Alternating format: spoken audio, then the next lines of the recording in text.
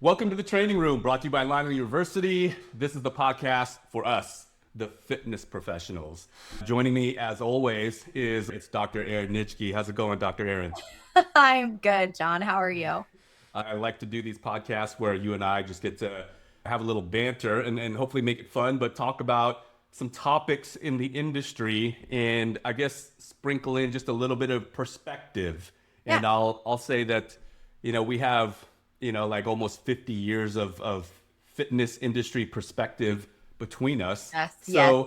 So I feel like we have a decent leg to stand on. We're not here to tell you how to think, but we want to offer our perspective since we've kind of been around the block and we've been there and done that a little bit. And I do think it's valuable. This is something that was always valuable to me, was hearing other people's perspective. I'm thinking you would agree with that, but I don't want to put words in your mouth. I think we can learn so much from other individuals' journeys and experiences. And I think between the two of us, like you said, we've been around the block.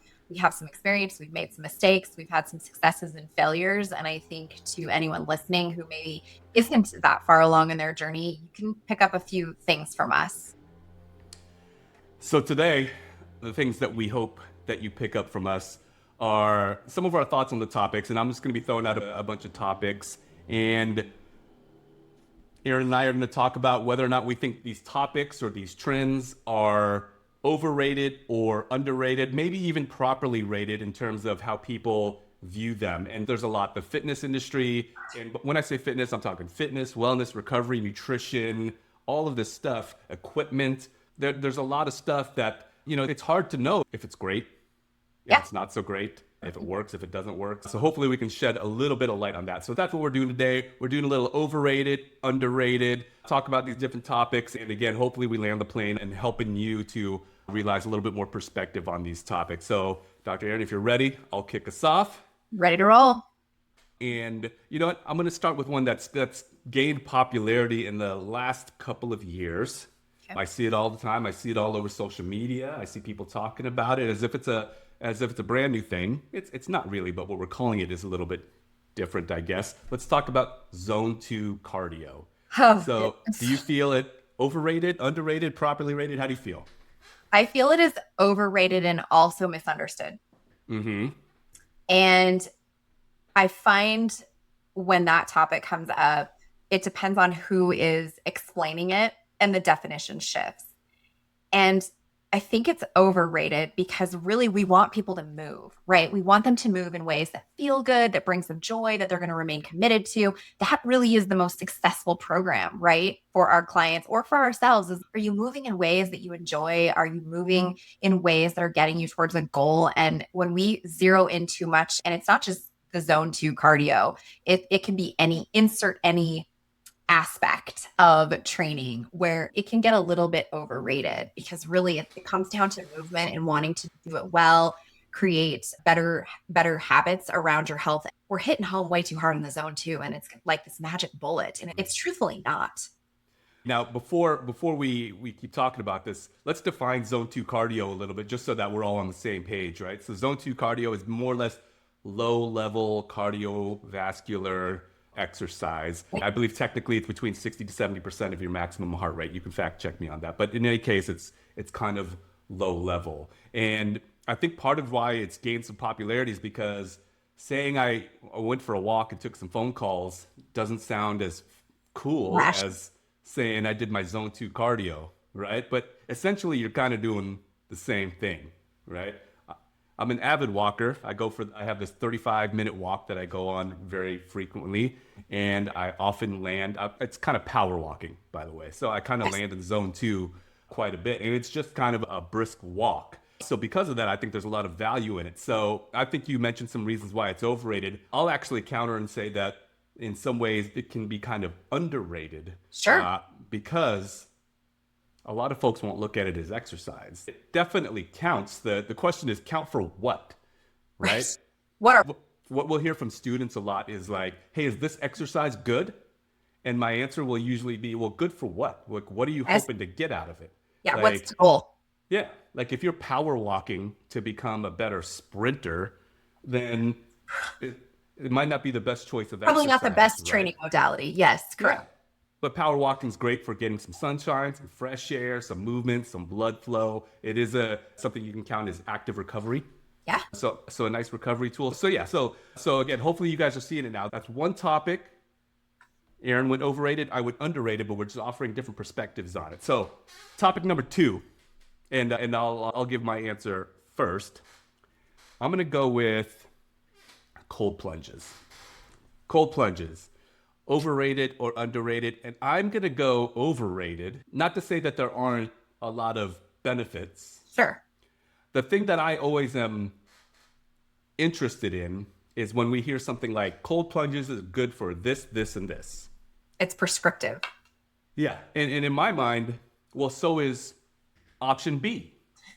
So then what I want to know is cold plunges. Is it like 1,000% better?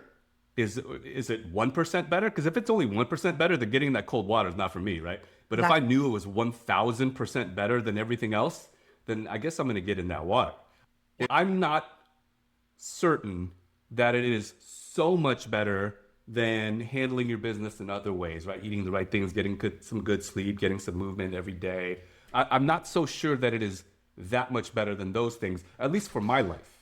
Yeah. If I was training like an Olympian, maybe I'd look at it a little bit differently because I'd have a lot more inflammation that I need to calm down, and maybe the cold plunge will help with that. But I think they're a bit overrated because they've become so widely used, and I'm not so sure that everyone needs it as much as the internet makes us think that they do. Yeah. I will have to agree with you on that. It is heavily overrated, especially if we're looking at it as, again, like this magic tool, this magic bullet. And this is the thing that's missing from my life. This is the thing that's missing from my toolkit. Because if you're not sleeping well, if you're not eating well, and if you're not moving in ways that support the goal that you're trying to achieve, a cold plunge is not going to fix any of that.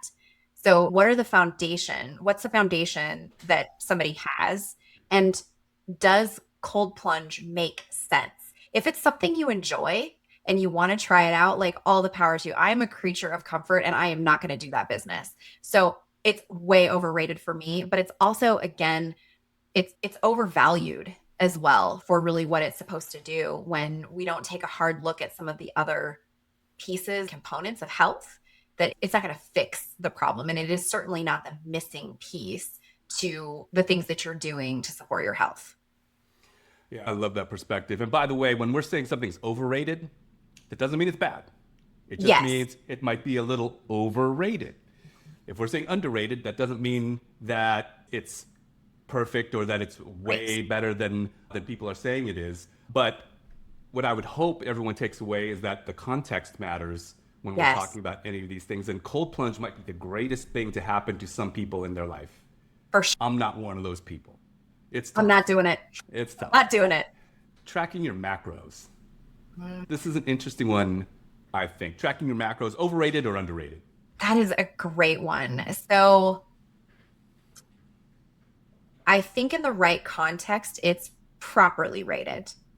But I think in an influency way, we go way too hard on the tracking of macros, to the point that it no longer becomes information. It becomes rigid rules. And we're humans. We don't thrive in rigidity. We thrive in having frameworks to be flexible within. And I think sometimes when we assign macros, it can be taken too far and think that if I don't immediately hit that 30% of protein, it's information. And when we track them, it can give us insights into satiety. It can give us insights into energy. It can give us insights into how we are feeling functionally, cognitively, energetically, all of those things. So I think within the right context, it's very properly rated. But when we go outside of the proper context, or having a good rationale for why we're assigning macronutrient values to a person based on their goals or point in their life or what their training regimen is, we can get a little bit crazy and a little bit obsessive. And then it becomes something that doesn't just inform us, it chains us. And I think that can become problematic. I like that perspective, because if you're giving yourself a whole other chore and another thing to stress about as a part of your trying to get better with eating and getting healthier and more fit, that you've kind of created an obstacle, right? Like something that's supposed to help you has now become an obstacle. Now, because of that, I'll kind of say that I think it's a bit overrated to track macros. And this is coming from someone, I don't know if you know this, but, and I've done this several times during my career. I've tracked every macro I've taken in since last March 27th to today. But, this is kind of what I do for a living, right? Like I expect my car mechanic to track how many miles between air filters and that sort of thing. That's what they do for a living. So, Right. so this is what I do. So, I'm interested in it. But I do think it can become overrated because a lot of people present it as the answer to all of Yes. your problems. Yes. If you're not losing weight or you're not gaining muscle, it's because your macros are off or it's because you're not tracking them. And that's oversimplifying the solution to a problem. Yeah. Now, I will say, though, that if you've never looked at how Yeah. many calories are in something or what a serving size is of something, then you should give yourself the frame of reference of weighing something once at least. Like I Yes. know I can spot 6 ounces of chicken in a cup of rice from a mile away. I've weighed that enough times. And so that gives me kind of a skill that I can use in the real world when I'm not actually measuring things. Yes. All right, I like that one. Next up, overrated or underrated? Posting transformations or transformation stories. And I'll take this one first. I got mixed feelings about this one, as a Same. matter of fact. I think it's overrated. I'm just going to go overrated. And here's why. For the most part, when you see these amazing transformation stories, they are a snapshot of that person's number on the scale or how they look in a picture in that moment. They're a snapshot. They're not necessarily telling of if sustainable behavior change actually happened. It is telling, though, that your number on the scale was different, and those can be great things too. Those are good things, and these are things that people are often shooting for when they're trying to do something about their health and fitness. But I think they're overrated because they're primarily a marketing tool and not really painting the picture of what actually happened and if it's sustainable. I have mixed feelings as well. I think having the before and after and those types of transformation, it can send the message that the person in picture A is not as valuable or as worthy as person in picture B because it's an aesthetic change and it minimizes the value of non-scale victories. It undervalues the things that the scale can't measure. And I think that becomes problematic because scale weight is really one metric. It is our relationship with gravity on that day. It Mm-hmm. reflects how many carbs we maybe had the day before, or how hydrated we are, or how much sodium, and all those things. So again, like it's saying that like I started at this point and I've transformed.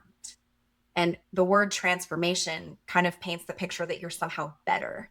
You've gone through a journey, but like you said, it doesn't reflect what has happened in that person's life and what are the skills and tools they've developed to sustain them long term. It is a snapshot, it is a screenshot of a single day, a single moment that does not tell a larger story Mm-hmm. in marketing, that it has an appeal to it, that it's, oh, obviously I need that product or I need to engage with this content or contact this professional because all of these people have transformed. And it's not necessarily an untrue story, but it's not the transparent story, if that makes sense. Yeah, it doesn't tell the whole story, that's for sure. And just to be, transparent, I had a client success story that was a transformation story, like in my first year of training, and her poster was in health clubs all across the country. And as a business building tool, it was incredible for me. Yeah. And her and I knew the whole story and how it went. And it wasn't one of these 30-day transformation things. It was like a 6 to 8 month process. Sure. But I did see the value in being able to share stories like that as a tool for marketing, but also kind of proof that maybe I am the person as a trainer that can help someone. So there Sure. can be some value in it. But again, a lot of these transformations that you see heavily marketed, and especially when we attach a time stamp to it, like this was just in 30 days, that doesn't mean it's actually good. It just means it happened faster. And we fail to ask the question, like, what did that person have to do to fast track that result? Probably not things you and I would recommend as practice health and exercise professionals. Right, right. That is a topic I feel like we could probably keep going on. Yes. But We're just trying to touch on a few things, guys. We're going to move on to the next one. Let's come back to something that's kind of a simple kind of exercise related one. How about periodization for beginners, or periodization like maybe just in general for our general health and fitness clients? Overrated or underrated? I have mixed feelings about this because I've seen it done well, Hmm. and I think it's context dependent. Every beginner client is different. And sometimes the goal with one beginner client is like, hey, I just want you to move. You're getting 2,000 steps a day. I want to see that bumped up to 3,500 by X point. Sometimes it's about that. Hmm. Other times you have a beginner client that thrives on structure and having a roadmap that's going to clearly get them from this microcycle to this one. And it can work really well. But to say that it is something that is a required component when you're working with every new beginner client or a Gen Pop person, I think is overrated. Yeah. I'm finding that we're agreeing on a lot of things. so, I'm not uh, shocked. so I find it overrated as well. So that's not me saying periodization is whatever. No. Context matters, right? So I don't know how many clients I trained over the years, but a lot of them were just people that like, I want to feel better. I want to lose a few pounds. I want to get in better Yes. shape, Yes. that sort of thing. So the main obstacle between them and that is usually consistency with exercise, Yes. getting your sleep, managing your stress, eating good food, all that. But with Right. the exercise part, usually it was just consistency. If that's the main obstacle, then that's the main thing that I want to drive is do things that help to keep them consistent. Although I was crazy about it when I first started with clients, I would map out these Sure. month-long periodization schedules with strength phases and power phases. And it was for clients that like they just needed to be consistent and come see their trainer a few times at the gym. Where it's highly needed is for people like when you think of an athlete, and that's where a Yeah. lot of our information comes from, is from like performance world, Yes. because there's going to be vast differences in the amount of work you're doing, the type of work you're doing, and it's very important when performance is the thing that you're trying to solve for. When we're Right. trying to get someone to feel better, move a little bit better, burn a few extra calories, lose a few pounds, consistency is going to be the main driver. And because of that, that's why I would say periodization for beginners probably a bit overrated and maybe not the biggest obstacle when it comes to whatever it is that they're trying to accomplish. There are health related outcomes and there are performance related outcomes. And periodization fits within that framework and within that continuum, but it's not for everybody, and it's certainly not the answer. It's not the thing that's going to make someone have progress.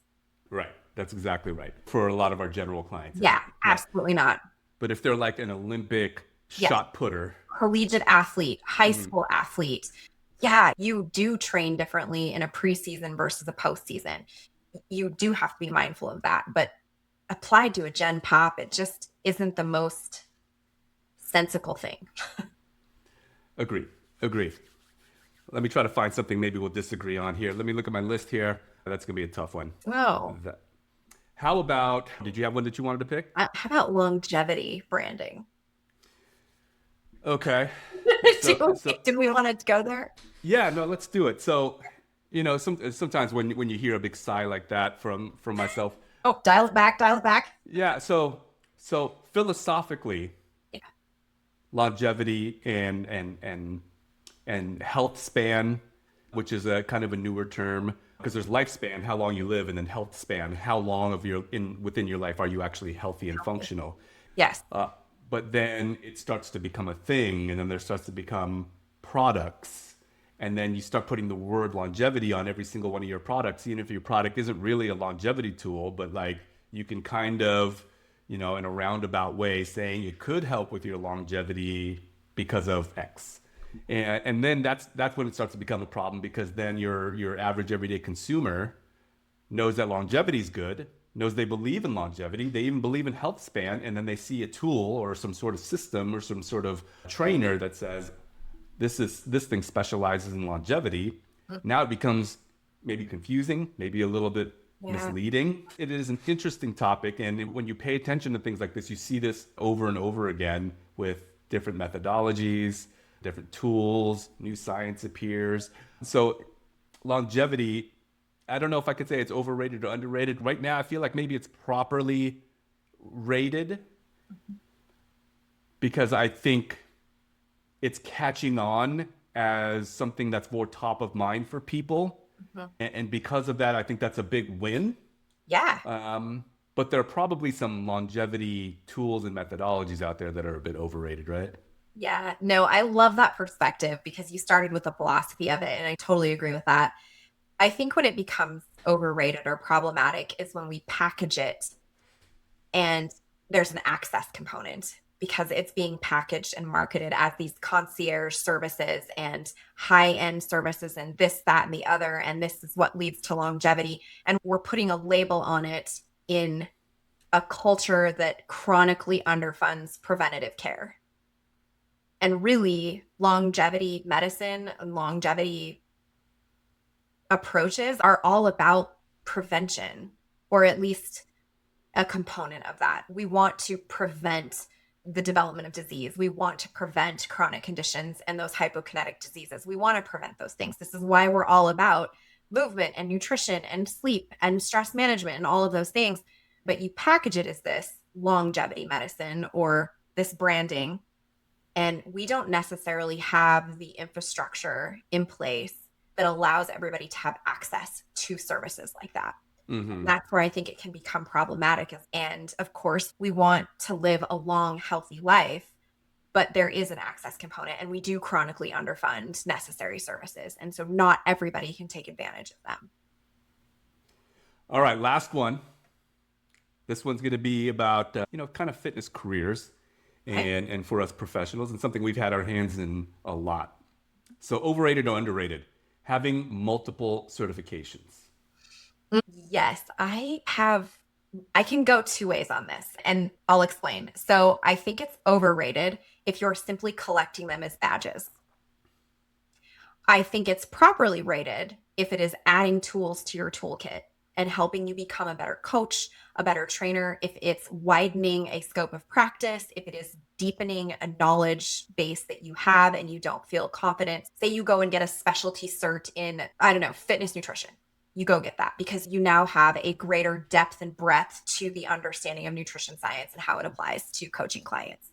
But if you're just collecting them to squirrel them away and be able to say, I am all of these things, and therefore that makes me better than this next person, it's really about how you use the credentials that you obtain.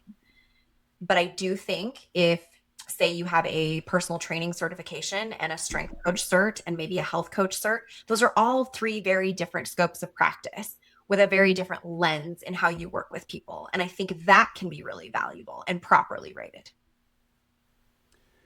So I'm going to go underrated, and here's why. So at some point, I did become one of those people that started saying things like, why are we just collecting certifications? Mhm. And because I was guilty, I've have like every Oh, certification, I have a and ton too. and not just So I personal totally training agree. certifications. I'm talking about animal flow, steel maces, battling ropes. I've done everything. Love it. Some of them were really useful for application to Sure. clients. Some of them were really useful in terms of just having a different perspective. Some of them were really useful in terms of kind of widening my network to different, Sure. there's different aspects of the industry, and some parts of the industry don't really talk to other parts of the industry. Sure. So I've been able to kind of live in the many different worlds of our industry, and there was a lot to that. So the reason I'm saying underrated is because I think a lot of people are getting the message that collecting certifications does nothing for you. And I disagree. I think it can do a lot Yes. of great things Mhm. for you. But if you are just collecting them, like you said, then of course it's not going to do anything for you. For the learning to happen, you have to try. For you to get something out of it, you have to try. One thing I've told students a lot is I can't give you learning. I can't give you No. learning. I can help point you in the right direction, but at some point you got to try. So when you take certifications, you got to try. You got to apply it, see what works, see what doesn't work, and then use those skills as a part of your practice. The other piece of it too, and this is less common now than it used to be, but a lot of these certifications had an in-person component to Yes. it, and that was a major part of me just meeting other people that I can talk to about this stuff, because my friends don't want to talk about any of this. Same. And it broadened my network because I would become friendly with some of the instructors and that sort of thing. And for me, that was really cool, but it also just kind of opened up my world in the industry to kind of having a bigger network. So I think collecting certifications can be underrated because of the overall experience you can get. Not every certification is supposed to give you like a 10x return on investment right away.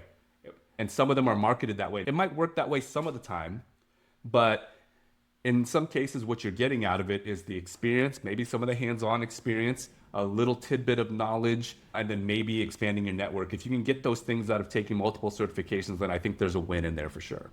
Totally. All right, Erin, well, we made it. And I think the next time I might have to put some guardrails on this, give us stricter rules, because I think we just basically talked about why things are overrated and underrated. You and I co-host this thing, John. I think we accomplished one of the main things I wanted to accomplish is just offer perspective on some of these different topics, because what I wouldn't want anyone to think is online coaching is good or online coaching is bad. It depends. What are you trying to do with it? Who are you working with? What are you doing, etc. So I think all of that stuff just kind of depends. So in order to kind of wrap things up here, did anything kind of surprise you about this conversation, by the way? Entered it thinking you and I would agree. Like, I think we've worked together long enough to have an understanding of each other's philosophies. But I still think that hearing your perspective about underrated things, like particularly with the certifications, that was a great way to think about it. I'm like, oh, this if this is giving me something to think about, imagine like what the perspective value it is for those listening that maybe don't have as many years under their belt to be able to think about it from all sides of it. Hopefully this gives you some additional perspective and gets you excited about maybe listening to more episodes of the training room. So that's my final thought, is that having additional perspective is a great thing to add to your toolbox in this world, because there's a lot of nuance when it comes to health and fitness and nutrition and being a fitness professional. And I think hearing a lot of different perspectives can help you to shape your more well-rounded perspective by just kind of hearing it from people like us. At least I think perspective is something that is a way to continuously learn. And you do that by engaging with other professionals or just hearing what they have to say and being open about, oh, I didn't think about it that way. But that's a really good way to think about it. In the end, you might not agree, and that's okay, but at least you've learned something. Got it. Well, that's it for us. We got to let Erin go host one of her other podcasts because she's all over the place now. Thanks again for joining us on the training room. We'll see you guys next time.